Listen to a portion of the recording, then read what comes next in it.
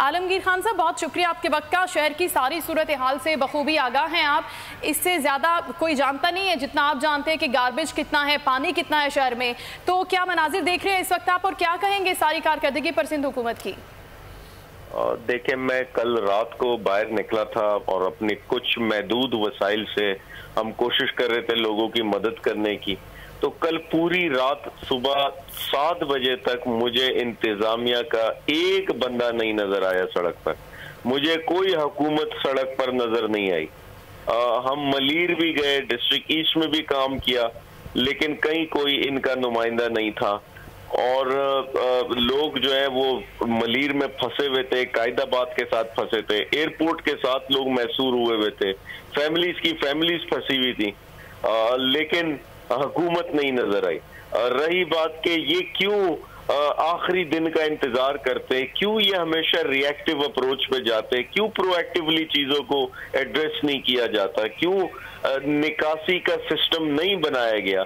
छोड़ दें जो पुरानी रोडें बनी है, जो अभी इनके इस साल जो रोड्स बनी है, जो यूनिवर्सिटी रोड बनी है अभी 1.5-2 साल पहले, उसी पर ड्रेनेज का सिस्टम बना देते, वही निकासी लगा देते। लेकिन नहीं, ये चीज प्रायोरिटीज में ही नहीं है, क्योंकि ये आम तबके का मसला है, क्योंकि ये गरीब तबके का मसला है।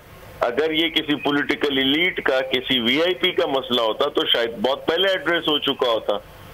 तो ये हमेशा बारिश का इंतजार करते हैं कि जिस दिन बारिश होगी उस दिन हम इमरजेंसी नाफिज करेंगे, सीएम हाउस में एक सेल बनाएंगे और मिनिस्टर्स को जो है डायरेक्शंस देंगे।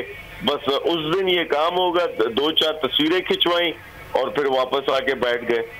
लिहाजा इसके लिए पूरी प्लानिंग की जाए कि आइंदा ऐसे कोई भी, ये बारिश रहमत होती है, इस रहमत को ज़हमत बना दिया हमने।